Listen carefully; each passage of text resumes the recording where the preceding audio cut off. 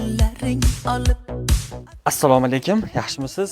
Assalomu. Ochki taqib olganimga g'alati bo'lmang, просто zreniya ketib bo'lmasin deyman-da, unga ham rasxod. Meni otim Ziqnabek, Ziqnayev familiyam. Mo narsalardan zakaz qilib qo'ymadingizmi ishqilib? Endi rasxod ketmasin deyman-da. Keling, gapingni olasan, gaplashib olaylik. Menga turmushga chiqmoqchi bo'lgan qizsizmisiz? O'zingiz arting.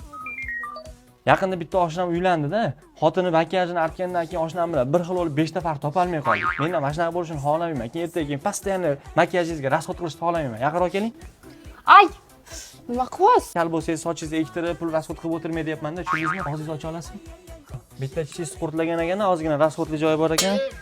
Tishida problema bor. Bitta ko'z yumingchi. Necha? 1.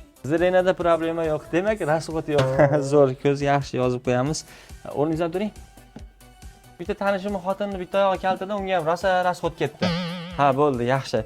Qarang, agar siz juda ham boy, lekin ziqna odam xotini bo'lmoqchi bo'lsangiz, mana bu joylarni to'g'rilab kelishingiz kerak. To'y xarajatlarini sizlar o'zlaring qilasizlar, men o'zim qilaman. Tushundingizmi? Demak, o'z-o'zidan ko'rinib turibdi, biz tomonda umuman xarajat bo'lmaydi. 4 ta odam bilan to'y o'tadi ketadi.